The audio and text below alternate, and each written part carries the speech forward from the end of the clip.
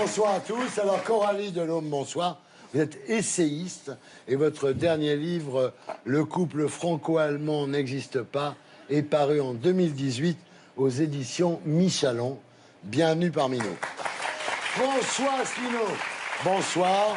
Vous êtes président de l'Union populaire républicaine, ancien candidat à la présidentielle et candidat aux européennes. Bienvenue parmi nous. Patrick Vignal. Vous êtes le député La République En Marche de l'Hérault.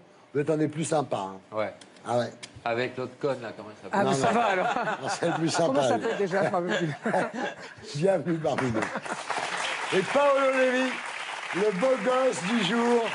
Vous êtes journaliste, correspondant à Paris de la Stampa et de l'agence ANSA. Voilà, bienvenue parmi nous, vous aussi. Merci. Mais d'abord, l'édito de Blacko, Magnéto Serge.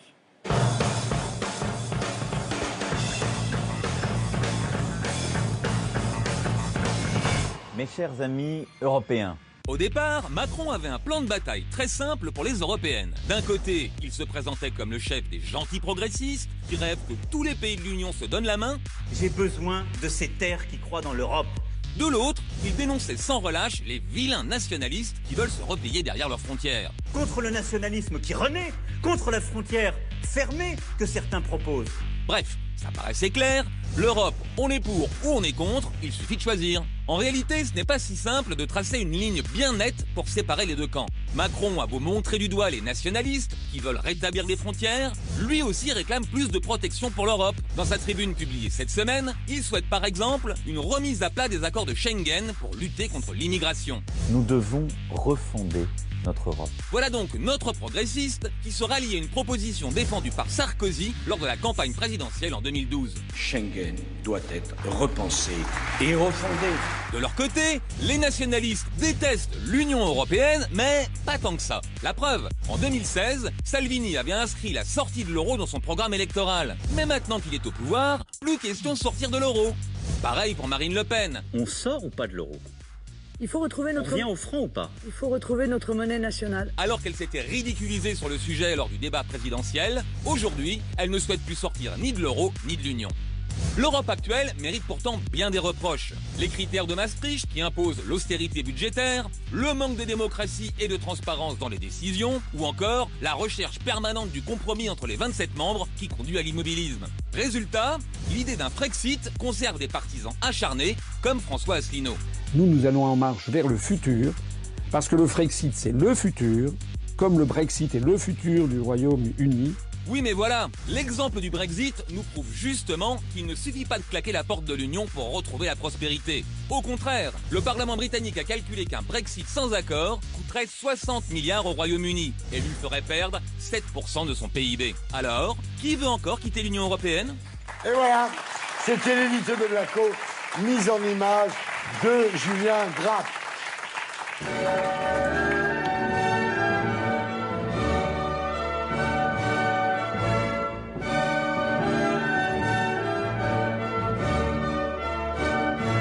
François, vous l'aimez, l'hymne européen?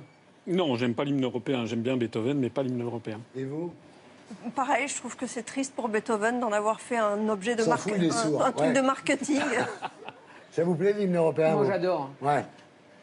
Paolo? Cet hymne s'appelle l'hymne à la joie. Moi, j'adore la joie, je suis joyeux et Ouais, donc d'accord, oui, je l'aime ok. beaucoup. Alors, est-ce que vous connaissez la devise de l'Europe? Unis dans la diversité. Putain, bravo. Ah ouais. Alors Macron a proposé une autre devise, liberté, protection, progrès. Ça vous plaît? Macron, il en change tous les ans. Alors, Ouais. vous savez, il avait déjà fait son discours d'Athènes. Après ça, c'était le 7 septembre 2017. Après ça, il a fait le discours de la Sorbonne, le 27 fameux septembre discours de la 2017. Il avait des idées. Tout le monde s'en fout. Et puis là, il vient de sortir sa tribune. Tout le monde s'en fout. Alors, justement, on commence avec vous, François Asselineau. Selon vous, il ne faut pas une autre Europe, mais quitter l'Europe. Donc, vous êtes le mec du Frexit, vous. Hein? C'est-à-dire que c'est vrai qu'aujourd'hui, des gens comme Marine Le Pen voulaient sortir de l'Europe. Puis ils ont découvert qu'avec Salvini, Orban, tout ça, ils pouvaient changer l'Europe de l'intérieur. Donc, ils se disent, on va rester dans l'Europe. Vous, non. Ça fait 12 ans que je le dis. Ouais. Vous savez, Au moment du traité de Rome en 1957, Mendes France n'avait pas signé parce qu'il voulait changer l'Europe. Ouais. Ça fait 61 ans qu'on veut changer l'Europe. Et à chaque élection européenne, on nous ressort le même truc. Je peux vous faire un cadeau? Ouais. Regardez. Ça. Voilà. Ah ouais. Ouais, C'est la fiche du Parti socialiste en 1979, il y a 40 ans, c'est déjà la pour même les chose. élections européennes, changer l'Europe. Ouais. Voilà. Beau cadeau, hein. Ouais. Et je peux vous Je les vais montrer mettre chez toutes. moi, hein. ça, tu vois, c'est Vous marrant. T'es avez, pas vous foutu de avez- ta gueule, là. Hein. En juin 2000. Le cadre va coûter cher. En juin 2004, Ouais. Philippe de Villiers, c'est pour les européennes de 2004. Philippe de Villiers voulait changer l'Europe. Et une autre Europe, c'était en mai Aucune Europe, c'est 2005, impossible, ouais. pour élever. Voilà, on continue si vous voulez. Ça va être dur d'avoir un cadeau pour moi avec tout ça. Hein. Dupont-Aignan, en juin 2009, veut changer l'Europe. Ouais. Le Parti socialiste, en juin 2009, 30 ans, donc après Ouais, après 79, veut 79, toujours changer l'Europe. Et puis, le Front de gauche, Il veut changer l'Europe il veut aussi. changer l'Europe. C'est marrant, Voilà. tout le monde veut changer l'Europe. Il n'y a que nous qui ne voulons pas changer l'Europe parce qu'on dit que ce n'est pas possible de changer l'Europe parce qu'il faut l'unanimité. Une dictature qui ne dit pas son nom. Hein. Pour vous, l'Europe, c'est ça. Oui. Coralie Delhomme. Alors, dans votre livre La fin de l'Union européenne, publié en 2017, vous dites « L'Union européenne n'est ni un État, ni une fédération, mais juste un marché unique dysfonctionnel qui crée des gagnants et des perdants. » Et vous prédisez dans ce livre la lente décomposition de l'Europe et sa disparition. Et pour vous, c'est vrai que l'argument « l'Europe, c'est la garantie de la paix », pour vous, c'est un mythe, en fait. L'Europe n'a pas garanti la paix, puisqu'il y avait la guerre froide, Bien la sûr. dissuasion nucléaire. Et puis aujourd'hui, on est tous dans l'OTAN. Donc Ouais. de toute façon, on ne va pas s'attaquer mutuellement. Voilà, Puis la voilà. France est une puissance Donc pour vous, nucléaire. l'argument « l'Europe garantit la paix » n'est pas un bon Il n'est argument. pas recevable du tout, pas D'accord. du tout recevable. En réalité, cette Europe qu'on a voulu construire, c'est une Europe qui est à la fois une Europe du marché, dérégulée, donc très néolibérale, avec une monnaie fédérale sans État fédéral. Donc économiquement, ça pose un certain nombre de problèmes. Et par ailleurs, nous avons une Europe supranationale avec des traités qui font aujourd'hui primer le droit européen sur les droits nationaux. Absolument. Donc on a cette organisation qui est une organisation contingente. Dans deux cas, ça pose problème. Dans le domaine économique, parce que ça tue la compétitivité et l'industrie française et celle d'autres pays par la même occasion. Et ça pose aussi un problème démocratique, parce que ça a ôté au peuple leur capacité à s'autodéterminer. Paolo Levi, pour vous. Alors, vous êtes italien, vous êtes le correspondant de la Stampa et de ANSA. Pour vous, l'Italie n'a pas été aidée par l'Europe. C'est le moins qu'on puisse en dire. Et conséquence, Salvini. C'est l'Europe qui a créé Salvini. Salvini est le monstre européen, c'est-à-dire qu'il n'y a rien de plus européen aujourd'hui que Salvini. C'est vraiment le résultat de plus ou moins 10 ans de crise très très virulente qui nous a frappés en Europe, tout le monde. Ensuite, sur la question migratoire, c'est vrai que l'Europe a tourné le dos à l'Italie. Ils ont fait semblant de ne rien voir. Ouais. La France tout particulièrement. Et la France avait des responsabilités assez particulières. C'est-à-dire que s'il y a eu cette arrivée de migrants, notamment dans les côtes italiennes, parce que c'était les plus exposés, c'était aussi à cause de l'intervention en Libye. On a fait tomber le dictateur, et à juste titre, Kadhafi. Mais après, on n'a pas pensé, en quelque sorte, à organiser l'après. Alors vous dites Macron offre un boulevard à Salvini car il se pose en grand gardien du pays des droits de l'homme, mais sur les migrants, il a la même politique que Salvini, c'est-à-dire qu'ils ne veulent pas de migrants. Voilà, c'est exactement ça. C'est-à-dire qu'Emmanuel Macron nous fait vibrer par ses grands discours droits de l'homiste, etc. Et moi-même, j'étais complètement emballé parce que je trouve qu'il avait raison, mais je m'attendais à l'époque qu'il fasse le discours et ensuite la chute finale de son discours devait être « Ok, c'est parfait, l'Italie ferme les ports, c'est complètement inconcevable et nous l'acceptons pas ». Demain matin, je me rends à Marseille, on va ouvrir le port de Marseille au navire Aquarius et on va accueillir les migrants. Chose qui ne s'est pas passée. L'Aquarius, il a été obligé d'aller en Espagne. Donc, c'est un peu un discours... En italien, on dit predichi bene, razzoli male, c'est-à-dire tu parles bien, mais ensuite, dans les faits, tu fais une politique qui, certes, est plus policée, ton langage est beaucoup plus civilisé, mais dans les faits, l'Italie et la France aujourd'hui ont fermé. Alors, Patrick Vignal, Macron va-t-il sauver l'Europe ou l'Europe va-t-elle sauver Macron? Bon, d'abord, moi, je ne veux pas jouer les planqués, parce que souvent, ça a été ça, l'Europe. L'Europe, en fait, s'il y a une fuite au du voisin, c'est la faute de l'Europe. Jusqu'à maintenant, il faut être honnête, on ne s'est jamais investi sur l'Europe. Et moi, j'ai très envie de ne pas avoir ce théâtre aujourd'hui politicien. Je pense qu'il y a un vrai débat sur l'Europe. Et moi, je n'ai pas envie de vendre les bijoux de famille aux amis de M. Asselineau ou à tous ces nationalistes et populistes. Je pense qu'on peut construire une nouvelle Europe. Je pense qu'on peut construire un Schengen 2. Je pense qu'on peut aider nos amis italiens. Et j'en prends ma part. On n'a pas été assez suffisamment prêts. On a laissé les Italiens se débrouiller. À l'arrivée, c'est le populisme qui réfléchit. Et c'est celui-là qui arrive sur le marché. Donc je pense qu'aujourd'hui, il faut avoir une nouvelle réflexion. Moi, j'ai plus envie de vivre comme M. Asselineau. On est la même génération. Je ne roule pas ni en Sincami ni en Minitel. Et j'ai surtout pas envie de cirer les pompes de Donald Trump. En plus, je crois qu'il fait 48 de chaussures. Ouais. Donc j'ai très envie de construire une autre Europe. Il me traite de populiste. Moi, je voudrais montrer ça. Macron, le 22 novembre 2018, nous sommes les vrais populistes. Alors, c'est quoi un populiste? C'est Macron qui le dit lui-même devant les maires le 22 novembre 2018. Alors, ça suffit. Il va falloir qu'on refasse l'ENA, monsieur Asselineau. Je pense que vous êtes resté trop longtemps sur l'ENA. Non, c'est pas l'ENA. Trop longtemps dans les cabinets successifs. Parce que moi, je veux bien avoir des leçons de gens comme vous. Non, mais toute attendez, votre vie, vous avez été dans des cabinets. Vous avez, monsieur Macron. Vous l'a donné. Vous avez monsieur Macron. Monsieur Asselineau. Vous avez monsieur Macron le 22 novembre 2018 devant les maires qui a dit nous sommes les vrais populistes. Ce qui me gêne. Donc c'est quoi les populistes? C'est qu'avec mes impôts, vos impôts, Thierry, il y a une grande école qui est l'ENA. Que monsieur a fait, et c'est très bien, j'en suis ravi. Et ce monsieur, toute sa vie, il a fait des cabinets successifs. Non, tous les cabinets du monde. Et aujourd'hui, il m'explique que pendant 30 ans, ce qu'on a fait, ça ne marche pas.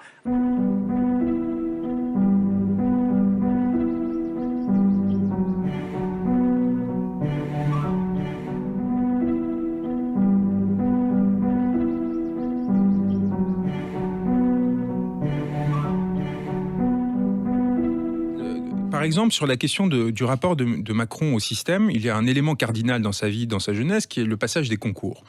Macron, on le sait peu, n'est pas quelqu'un qui a eu des grandes facilités au moment de faire des études. C'est quelqu'un qui a intégré les lycées les plus prestigieux, d'abord à Amiens, à la Providence, qui est le lycée privé ou dans lequel on a beaucoup de facilités, et ensuite Henri IV, par son entre-gens, ce qui va lui permettre de passer le concours de normal sup, qu'il va rater 3 fois d'affilée, ce qui est très rare. Et ensuite, il va rater l'ENA une première fois avant de réussir à avoir l'ENA une seconde fois. Moi, je ne juge pas les gens sur capacité à réussir ou rater les concours. Je trouve ça ridicule. Lui, par contre, le fait. Et lui se surdétermine par le fait qu'il ait réussi ce concours de l'ENA et que par là même, il ait réussi à adhérer à un système qu'il finit en fait par ne pas interroger. Moi, je suis fatigué d'entendre ça. Moi, à 20 ans, j'ai monté une entreprise, d'accord, et j'essaie de la faire tourner tous les jours. Donc des gens comme vous, à un moment donné, ça suffit. Eh bien, écoutez, moi, j'ai en train de donner des leçons tous les jours. C'est vous qui fait pendant 30 ans, monsieur. C'est vous qui donnez des leçons. Pour que ces jeunes, ils aient envie de faire Erasmus. Pour que ces jeunes, ils aient des frères partout dans l'Europe et dans le monde. C'est ça, la société de demain qu'il faut construire.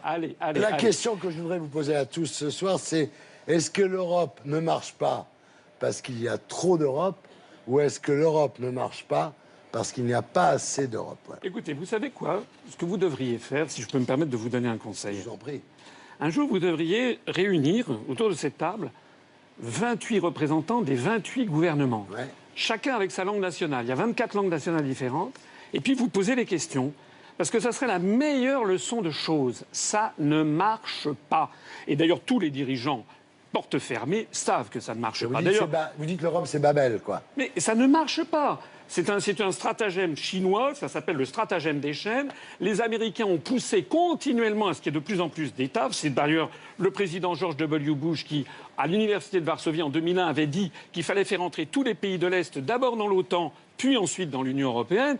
Et quand vous avez, écoutez, regardez, vous avez 28 États, heureusement les Britanniques s'en vont. Et les Britanniques, monsieur le député, ce ne sont pas des populistes. Les Britanniques, c'est le peuple qui a, depuis 800 ans, défendu les libertés individuelles et qui a été à la pointe du combat de la démocratie en Europe occidentale. Si les Britanniques s'en vont, c'est bien parce qu'ils ont compris que ce système ne marche pas, ne peut fonctionner que de façon dictatoriale, par une commission non élue. Ça ne veut pas dire qu'on va se refermer du monde, hein, parce que les vrais nationalistes, ce sont des gens comme M. Macron, qui veut refermer la France dans ce petit périmètre qui va de l'Algarve jusqu'à la Laponie. La France, c'est tout autre chose. La France, c'est l'ensemble du monde. La France, c'est la France de De Gaulle, celle qui parle à l'Amérique latine, au Moyen-Orient, à la Chine, à l'Union soviétique à l'époque de De Gaulle. Au moment de la présidentielle, j'avais fait remarquer qu'il y a 6686 traités qui lient la France au reste du monde. Et en sortant de l'Union européenne et de l'OTAN, on veut en supprimer 2 sur 6686. Patrick. Si vous faites revoter les Britanniques aujourd'hui, je voudrais savoir quels seraient les résultats du vote. 54% Comment les Britanniques financeraient leur parc éolien? Comment aujourd'hui on est capable effectivement d'être fédérés tous ensemble? Je suis désolé de vous le dire, mais pour moi l'Europe c'est un grand projet. Moi je travaille sur redynamiser les centres-villes et centres-bourgs. Je suis là en 2017 à la Commission européenne pour avoir des fonds pour dynamiser nos centres-villes. Le vrai débat de l'Europe, monsieur, c'est faire ensemble. Alors elle est mal faite, je suis d'accord avec vous. Sur l'immigration, on a des choses à dire. Sur l'économie, sur la sécurité. Mais je veux dire, à un moment donné, faire le petit village gaulois, ça fonctionne plus, monsieur. Mais... Si on veut concurrencer la Chine, si on veut concurrencer les États-Unis, il faut qu'on soit fort. Vous, ce que vous faites aujourd'hui, c'est travailler sur les peurs des gens. C'est la peur de l'autre, c'est la peur de sa religion. Alors, attendez, de sa hop. J'ai vu le clip de La République En Marche. Je ne l'ai pas encore vu. Moi, je l'ai vu pour la campagne des Européennes. C'est que basé sur la peur. Hein. C'est-à-dire que là, quand vous regardez le clip, on vous explique que ça va être le nazisme demain matin si on ne vote pas pour l'Europe. Moi, j'étais...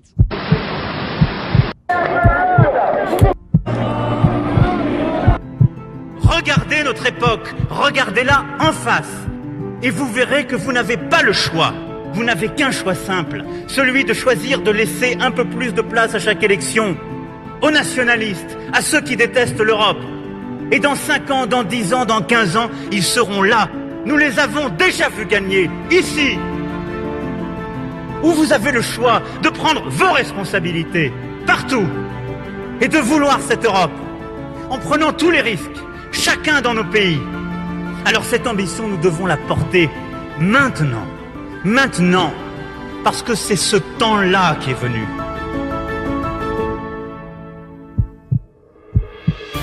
Ayez cette ambition folle à nouveau, de vouloir une Europe plus forte, plus démocratique, refondée par sa culture et ce qui nous unit. Je vous demande, vous et en particulier vous, jeunesse d'Europe, d'avoir cette ambition extrême, peut-être un peu folle.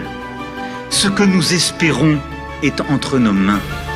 Désirons-le ensemble, pour nous et pour nos enfants. Alors, je vous le promets, nous réussirons.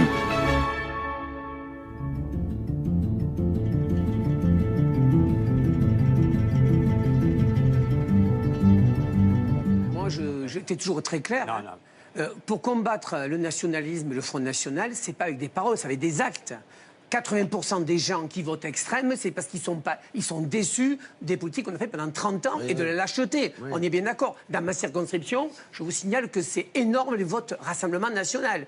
Et je me suis fait réélire parce que je suis allé au charbon, elle m'était mise sur le terrain. Et c'est le problème que je dis à la France, on n'a pas su vendre l'Europe. Il nous dit qu'il faut faire l'Europe face à la Chine, face aux États-Unis, face à la Russie, etc. Face aux méchants. C'est le péril jaune. Pas aux méchants, monsieur. Vous nous faites le coup du péril jaune, vous nous faites le coup du péril russe, alors que nous disons que justement, en sortant de l'Union européenne, nous allons faire ce que d'ailleurs les Britanniques sont en train de faire, sans que personne n'en parle, de renouer des relations avec le monde entier. Et c'est ça que nous voulons faire. On n'a pas le choix entre l'Union européenne et le repli national. C'est important d'insister là-dessus. L'Union européenne, c'est encore une fois contingent. L'Europe, c'est un ensemble de pays et on peut être à la fois souverainiste, c'est-à-dire attaché à la souveraineté de son pays, c'est-à-dire à la démocratie, parce que la souveraineté nationale, ça n'est jamais que l'autre nom de la démocratie, tout en étant internationaliste, c'est-à-dire en étant pour la coopération entre des nations souveraines.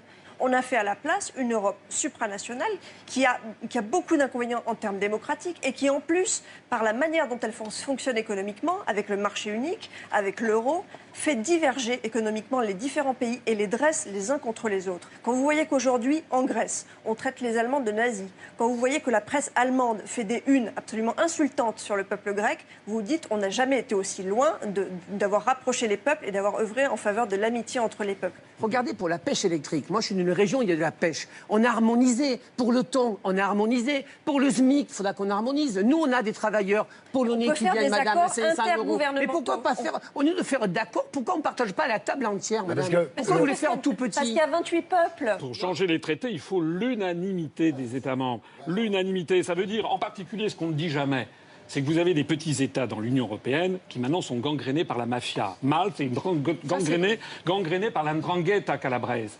Je suis désolé, monsieur, mais c'est la vérité. Vous n'avez pas à désolé. C'est pas lui, hein. C'est de votre faute, monsieur. C'est un peu sa faute, oui. Je pense que c'est sa faute. La Slovaquie, c'est pareil. La Bulgarie et la Roumanie, c'est pareil. C'est-à-dire que vous avez en fait ces États qui sont des États fragiles et qui peuvent être très bien utilisés pour empêcher toute modification. Monsieur Asselineau. Bon, non mais attendez, vous savez quoi vous me faites penser? Vous me faites penser à un proverbe chinois qui dit c'est dormir toute sa vie que de croire à ses rêves. Ça ne marche pas. Je l'écoutais souvent sur vidéo. Il faut en tirer la conclusion. Thierry, soyons pragmatiques. Les GAFA, cher monsieur. Aujourd'hui, Bruno Le Maire, et pourtant je ne suis pas souvent d'accord avec lui, a décidé de taxer les GAFA à hauteur de 3... Attendez, madame. De 3... Mais si, ça va se faire. Pour le moment, non. C'est l'illustration exacte de Thierry, 500 millions d'euros. Ouais, qu'est-ce que c'est? Mais qu'est-ce que c'est? 500 millions d'euros. Quand tu penses que l'ISF, c'est 3 milliards et que la taxe sur les GAFA, c'est 500 millions. Alors, on fait quoi alors? On baisse les bras? Non, mais là, on a la preuve. Alors là, excuse-moi, sur les GAFA, je ne suis pas anti-européen spécialement, mais sur les GAFA, on a la preuve que finalement, on n'arrive pas à se mettre d'accord au niveau européen. Donc la France décide de taxer les GAFA et on taxe, je ne sais pas comment, pour arriver à 500 millions. Vous avez beau me dire, un jour, tout le monde va le faire. Mais c'est pas un jour, Thierry. Maintenant, on peut avoir une majorité qualifiée au Parlement européen qui peut voter. La Hongrie y vient. Mais bien sûr qu'on espérons-le. Espérons-le. Paolo, on vous a pas entendu, Paolo, alors. C'est la mafia, ça. Il dit rien, Paolo. Paolo, il dit ta rien. gueule. On va lui baiser l'anneau et... Ah ouais, là. Non, alors, Paolo, vous en pensez quoi de tout ça, vous? Non, je sais pas. Moi, très modestement, amoureux de la France, je dis une chose, que voilà, je cherche de faire un effort intellectuel, de faire preuve d'empathie avec M. Asselineau. Je cherche aussi, en tant que journaliste, de comprendre ses raisons. Je fais vraiment un grand effort et j'arrive pas à... vous n'arrivez pas? Pour deux questions. Alors, la première, certainement, est une question de cœur, de sentiment. Et j'imagine une Europe sans France. L'Europe sans la France, c'est quoi? C'est des spaghettis sans tomates, une entrecôte sans frites, Georges Brassens sans sa guitare. Je ne peux même pas la concevoir. Le Pen sans son œil. Mais oui, voilà. Mais laissons tomber les questions sentimentales de cœur, parce qu'on s'en fiche. C'est juste mon état d'âme. J'arrive pas à me convaincre de cette... Parce que c'est comme si M. Asselineau nous disait aujourd'hui, après avoir vécu 70 ans dans un monde stéréophonique, donc aujourd'hui on est tous avec nos baladeurs, nos enceintes à la maison, on écoute la musique en stéréo, de retourner au mono. C'est-à-dire que lui, il veut nous ramener 70 ans en arrière. Non, alors c'est vrai qu'aujourd'hui, et particulièrement à Paris, où on est très très branché, il y a cette nouvelle mode des vinyles, etc. Mais on ne peut pas transformer le vintage en un modèle de société. Ne nous laissez pas tous, ne sortez pas de l'Europe, s'il vous plaît. Ne nous quittez pas. Ne me quitte pas. Il ne s'agit pas de quitter qui que. Non, Il ne s'agit pas. On a vu souvent rejaillir le ans feu. qu'on marche main dans la main. Ne soyez François, quand même. François, il est du cœur. N'ayez pas Allez, François. Ne m'énervez pas. Alors maintenant, j'écoute Yann Moix, moi. C'est un des débats les plus difficiles à résumer. Moi, je suis pro-européen, mais pourquoi? J'en sais rien. Par panurgisme. Je suis pro-européen parce que j'aurais peur, comme disait monsieur, d'être régressif. Et il se passe quelque chose de très intéressant. Je trouve que l'Europe, en tant que telle, depuis qu'on en parle, la grande Union européenne de 1992, on n'a toujours pas vu. Mitterrand a dit dans un discours extraordinaire, le nationalisme, c'est la guerre. Oui. Eh bien, il se trouve que les raisons pour lesquelles l'Europe a supposément été inventée font que les conséquences sont pires que lorsque l'Europe n'existait pas. Le nationalisme n'a jamais été aussi exacerbé que depuis que l'Europe n'arrête pas d'exister, en tout cas par les mots. Sans cesse, l'Europe existe, et sans cesse, lorsqu'un millième de la population européenne, qui s'appelle les migrants, veulent venir, des murs se dressent, des propos atroces se multiplient, et les vents contraires soufflent contre les migrants. Donc en fait, dès que l'Europe devrait exister pour les raisons qui ont fait que l'Europe a été fondée, l'Europe se replie, l'Europe n'existait plus, l'Europe reprend ses billes. Et je rejoins M. Asselineau sur une chose qui me paraît fondamentale en tant qu'écrivain. Tant que tous les Européens n'auront pas la même langue, l'Europe ne pourra jamais exister. Mais non. Un objet n'est pas désigné de la même manière dans une langue, donc une vision du monde. Les gens ne comprendront jamais une chose que je dis depuis que je suis sur Terre. Le mot donne l'être. C'est-à-dire que quand vous dites un mot, il y a un monde qui se déploie à partir de ce mot. Tant que les gens ne parleront pas une seule et même langue dans cet espace-là, l'Europe dont on parle ici n'existe pas. Peggy a dit une chose fondamentale. Il a dit « Le kantisme a les mains pures, mais il n'a pas de mains ». Je dirais, je ne suis pas sûr que l'Europe a des mains, mais si elle en a, elle a les mains sales. Waouh, bravo. Voilà.